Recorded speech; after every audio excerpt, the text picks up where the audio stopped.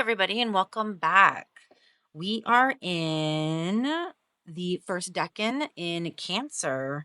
It is absolutely disgusting outside. It has been so hot this week. I've got a million fans running. The curtains are closed, so we're in artificial light. It might be a little blurry or shadowy or strange. You might hear the fans running in the background. I'm sorry. It's just so disgustingly hot. It's insane. So, as usual, I always start out my video by recapping, and these are the cards that the last 10 days, roughly the last 10 days have been sitting in, which is the 10 of Swords. Ugh, and like I have a lot to say about this. Okay, anyways, but this is about to all change, and this energy is about to become completely different. So, the 10 of Swords. I don't know about the rest of you guys, but the 9 of Swords and 10 of Swords has been like the last 20 something days has been absolutely horrible and insane and just ridiculous. The moment this card fell into place, this decan happened, we had an extremely horrible accident happen in my husband's family. And the last, like, this decan has been horrible. I can't talk about it very much because it is a very private, personal matter, but let's just say this has been a really, really, really difficult 10 days, 2 weeks, pretty much, for everyone involved in this situation. There's a lot of stress, there's a lot of heartbreak. It hasn't been good. The 10 of Swords has done its diligence and has done what it does, and it's been insane. From this like horrific accident to depression to like I was seeing it by the boat tons. Horrible situations happening, depression, just bad things happening. Like, I swear to God, it was everywhere you turned. There was like a sinister person or a bad situation or heartbreak or depression or like it's been horrible. So needless to say, like I cannot wait to change these cards, and I'm not even gonna go any further about it because I'm gonna change these cards. I want a different energy. It's been horrible. It it's been absolutely horrible. So let's change all this because I want to say goodbye to all of this. All right, we are changing pretty much everything. The only thing that's remaining the same is these extra cards over here, the Queen of Cups. Other than that, everything's changing. So let's get in here and start doing it. We are leaving the mutable sign. We are leaving Gemini. We are leaving the crazy air energy. And we are going into Cancer, water, and Cardinal. Thank God. Like, honestly, thank God. I am so done with that inconsistent air energy. All right. These are all changing. So let's just clear this all out. All of this. Say goodbye. Goodbye, 10 of Swords. And let's get into these really nice positive cards that are coming forward. And that is the 2 of Cups with the Chariot and the Empress. Like, how wonderful is that? And we'll get into all of this after and talk about everything as usual. Okay, let's get our Hermetic Tarot cards. Empress, the 2 of Cups, and the Chariot. Okay, and then let's just switch these out too. Let's refresh this whole table. So the Page of Pentacles and the Ace of Pentacles are leaving us. Thank God. See you later. And in the Hermetic Tarot, that's the Princess of Pentacles instead of the Page. And we are now looking at the Page of Wands and the Ace of Wands coming in to join with the Queen of Cups. So there's our little extra card energy. So everything's changing. Can we feel it? This is wonderful. All right, let's get our moon card in here. We're going to leave that flipped. And then we need our one last card right here. And that is Venus. All right, here we go. This is all the new stuff. Let me move everything down a little bit here. Make sure everything's centered as best as I can. All right. I'm so happy. I'm so happy to say goodbye to that Ten of Swords. Nine of Swords, Ten of Swords. No, don't like it. Done with it. All rotten. Not interested in it anymore. All right, so here we are. This is our new stuff. And let's spend some time now talking about this. So obviously we are in the sign of Cancer. It is a water element. So let's read about those. Get all this out of the way. So once again, I'm using the Stars Divine. So we've got Cancer. We've got, it's a receptive polarity. Its planetary ruler is the moon. The symbol is the crab, and its element is water. This soulful nurturer has a deep well of sensitivity and emotions.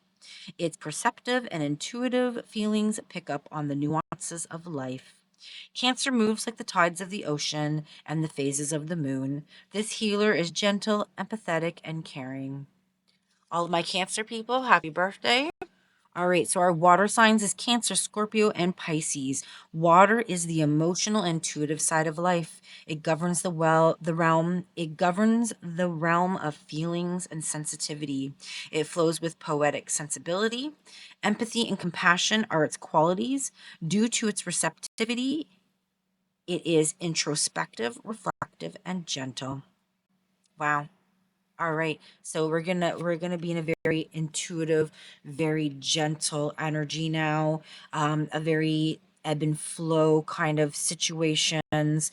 There's a lot of emphasis I feel on self-care and relaxing and just getting back to normal from the Nine of Swords and the Ten of Swords, because that was not fair to put those two after each other, one after another. That was a really hard hit for me, and I'm not sure. Let anyone else out there let me know. Write it in the comments. Did the Ten of Swords and Nine of Swords rock you or what? All right, Cardinal. We're in a cardinal sign now. So our cardinal signs are Aries, Cancer, Libra, and Capricorn. So cardinal signs initiate each season. The first day of Aries is spring, Cancer is summer, Libra is fall, and Capricorn is winter. This gives the signs leadership qualities. So we are in the first day of days of summer.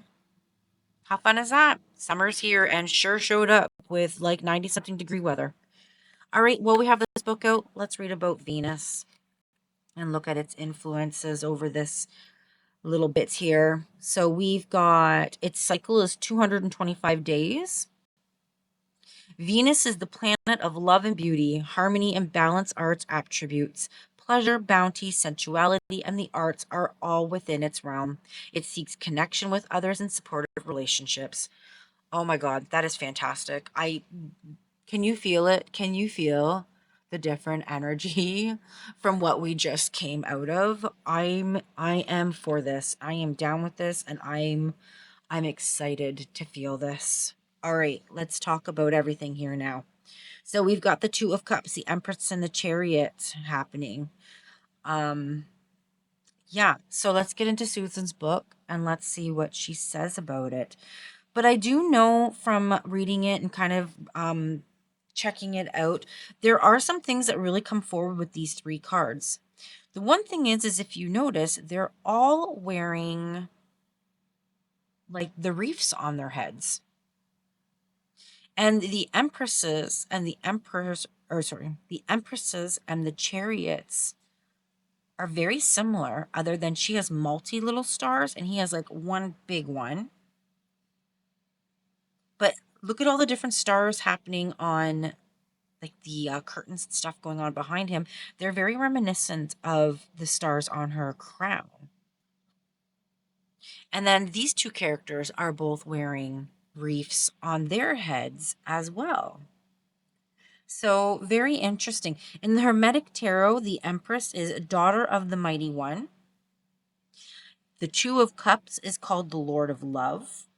And the Chariot is called Lord of the Triumph of Light. Really, really cool stuff. And there's like little stars in the Empress here and in the Chariot as well. So we have that same repetition of stars happening, which is really, really interesting and I think is really cool. All right, let's get in here and see what Susan's saying about all this.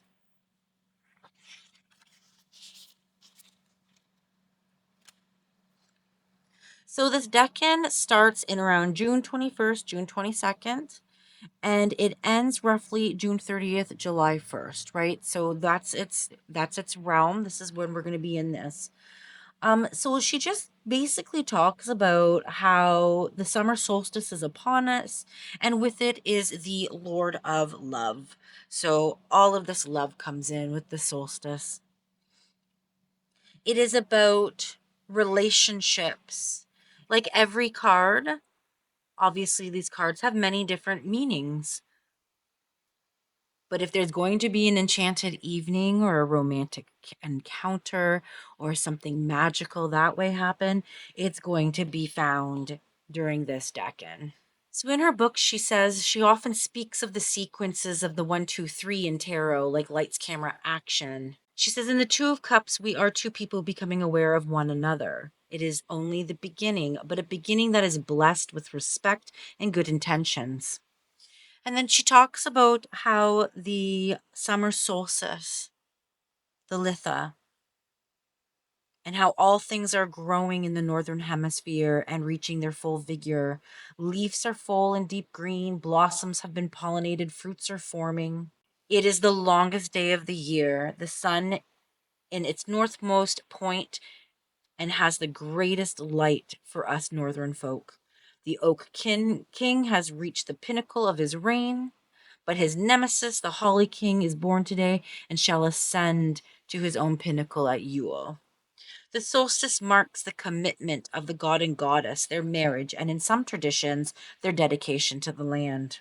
So it is of no surprise that in the Two of Cups, we see an image of couples pledging themselves to each other. And then she talks about how the lingam yoni on the chariot's shield certainly suggests themes of the male-female union. So that's what we're looking at right here in the center. And I'll bring that card up in a minute and we can look at that. So she talks about how the emotional stance of the Two of Cups with the love of the Empress, and it is set into the motion by the Chariot. So in her book, she talks about how what is inside, what is outside are the themes of these cards. On the Hermetic Tarot, we've got these symbols up in the corner for the Empress and for the Chariot, right? So for the Chariot, this Hebrew letter refers to a fence or a partition, something that creates an inside and an outside.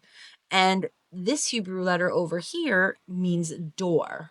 So in otherwise, the Empress creates a door in the wall.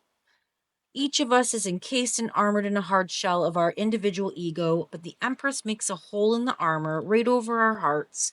She begins to dissolve the illusion of our separate selves, and she does it by making us fall in love. She also says the Two of Cups is a particularly clear expression of what she thinks as the theme of twos, which is acknowledgement, the relationship of self and others.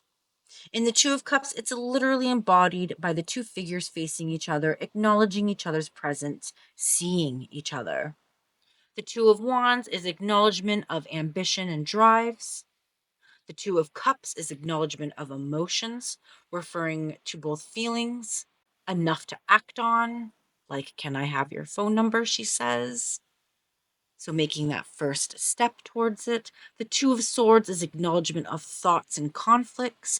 And the Two of Pentacles is acknowledgement of material resources. So the twos, their keyword is acknowledgement, right? Which is really, really cool. I like that. I've never even really thought of it that way. While we are associating the Two of Cups with a pulse-quickening first acquaintance of love, this card has many other mild but exceedingly pleasant ways of showing up. So she says in her own life, it tends to be the simple pleasures, walkings and outings with friends, bird watching, exchanging gifts, or even just enjoying some ice cream. One-on-one interactions with each other and giving the other full attention. And she says sometimes it's just as simple as reading a book or just sitting with a loved one, hanging out with them, doing nothing at all. I don't know about you guys, but I am ready for this. This is like 100% what I've been waiting for.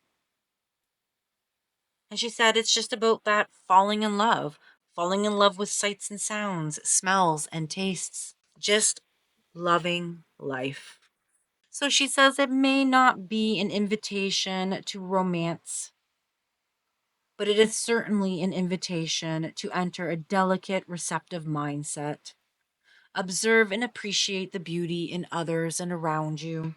Well, I don't know about you guys, but I'm ready for this. You can already feel it. Like it just feels so calm and quiet, and just like I said, spending some time on some self-love, taking a bath, relaxing on a porch somewhere, on a swing, enjoying the beautiful season that's upon us. Just that reflective, quiet, taking care of yourself, which is totally what needs to happen after the 9 and 10 of swords, for God's sakes. It's been insane. All right, let's get into here. Let's read about the Hermetic Tarot. First of all, though, I'm going to bring up this card so you can see what she was talking about on that shield. And that's it right there. That's that female, male symbol that's happening right there. And it's so funny because I've never even noticed how much these two cards, like they look like they could be brother and sister. They look so similar. And I've never even noticed that until I had them right next to each other. That's amazing, eh? They feel so connected. And it's interesting. It's like these two, a male and female energy coming together on this card, like right on the center. Really neat. It's beautiful, eh? I've always liked the Two of Cups, and now I just like it more. All right, now let's get in here. Let's read the Hermetic Tarot about these here. So we've got the Empress, daughter of the Mighty One. I believe we've already visited her, but I'll read it all again anyways. All right, so we've got the sign of Venus appears above the Empress, and the sign of Libra, ruled by Venus, is at the top of the card. The Empress is the Greek figure Aphrodite. The spiraling flames at her sides represent her birth from water. The 12 stars overhead represents the zodiac that surrounds her. She holds a diamond scepter. The Empress has wings and is clothed in the sun. She has a black eagle at her feet, which is the counterpart of the alchemical eagle in the Emperor card. Above the eagle at the Empress knees is an inverted crescent moon. All right, let's get in here and look at that.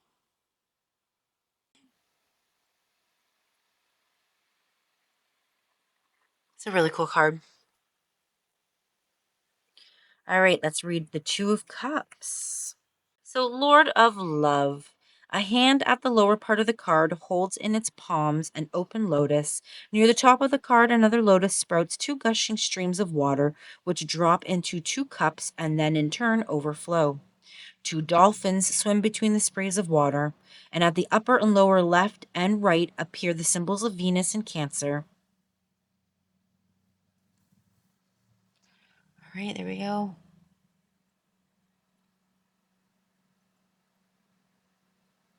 It's a really cool card, too.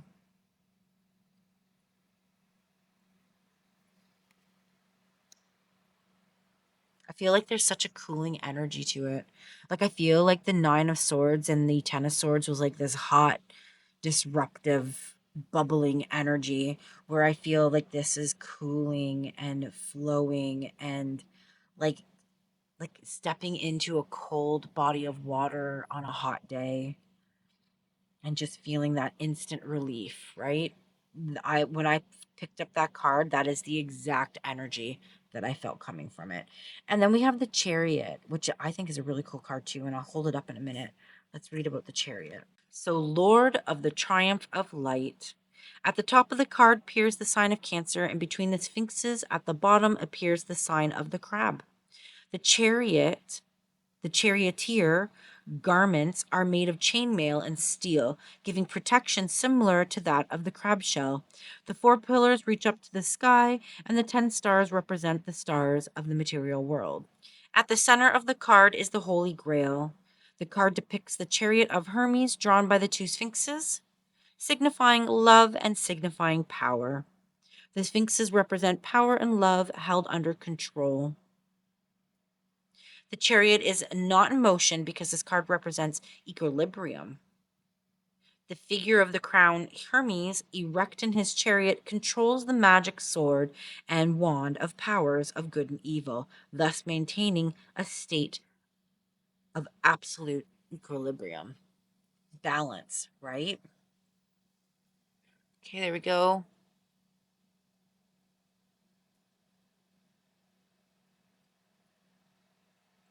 That feels really cool. It's like so much control and like balance, like they were saying, and perfect balance. It's really neat. All right, so those are our cards. I'm going to flip this and then we're going to get over into this. So our moon that is in place for the beginning of this Decan is the full moon. And our message is surrender to the divine, which I feel is very much in line with the energy that is happening on this table right now. And then with our extra cards, we'll get into these a little bit, but like I said, remember they're extra. They're just extra energies that you can plug into if you want, but I don't like touching on them too much because I don't want it to become overwhelming. So we've got our new cards is the Ace of Wands and Page of Wands. So we're in a wand energy.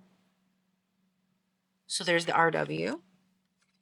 And then in the Hermetic Tarot, we've got the Princess of Wands, which is the Princess of the Shining Flame. And we've got the Ace of Wands, which is the Lord of the Root of the Power of Fire.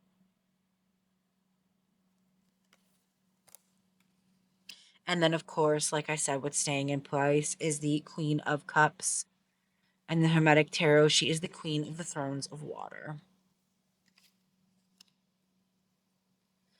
Okay, let's get back into the Hermetic Tarot. Let's read a little bit about this, just to get a little bit of idea of this energy coming in. I believe we've already seen the Princess of Wands. For some reason, she's definitely... I remember seeing her at some moment in time in all of this. Don't ask me when, because I do not remember. There's just been so much going on the last couple weeks that I feel like my mind is like just mush. All right, Princess of Wands, Princess of the Shining Flame, the earthy part of fire. A beautiful, strong woman with flowing hair and the entire like the Amazon. She is bare-chested and clothed only in a short kilt. Around her waist is a broad belt of scale mail. She wears a Corinthian-shaped helmet with several plumes. A mantle lined with a tiger skin falls back from her shoulders. Her left hand holds a long curved wand, swelling at the low end where the sigil is placed. At the top of the wand is a large rose. A ram's head, part of her altar, is to the right of the princess, and her crest, a winged tiger's head, hovers above. Flames dance all around. Interesting. Okay, ready? Let's look at all that. That's a lot happening on a card. There she is. So the earthy side of fire. Okay, and then let's read about this Ace of Wands.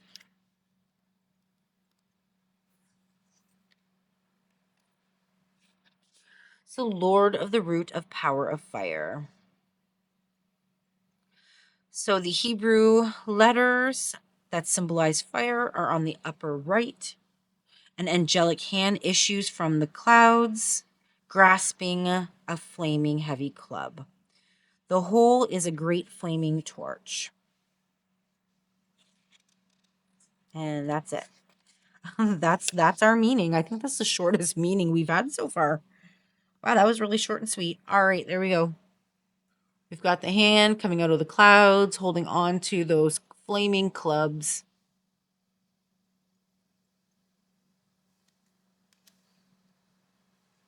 All right.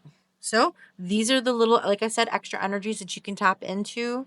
But I feel like really quite satisfied with everything that's happening here. And I am looking forward to these next 10 or so days. I can't wait to just have this relax, this calm down, this cooling energy set in. Maybe I'll have a nice romantic dinner with my husband. I would really love to have that. Maybe go out and have some sushi or something really nice. All right, everybody enjoy this energy. Take it when you can get it, right? This is just I can't wait. I'm looking forward to this so much. So, thanks for watching. Hopefully the next 10 days are calm and cooling and refreshing. Maybe someone out there you'll find a little bit of some love life happening and different things like that. That would be awesome, eh? So, this decan, the first decan of Cancer, is in place from the 21st to June 30th. So our next video will be July 1st, and we'll be going into Cancer 2, right? But here we go. Here's our first step into the Cancer season, beginning of the summer. The solstice is on top of us. I hope everybody has a wonderful, wonderful 10 days. And I hope this much needed rest and recoup that we all need after the horrible Nine of Swords and Ten of Swords. It's just rotten. I don't like it. But it's crazy, like how much my life is like just so tuned into these cards. It's such a magnificent system that's been created, eh? All right. Well, I wish everybody a wonderful 10 days, and I'll see you guys on the next one. Thanks.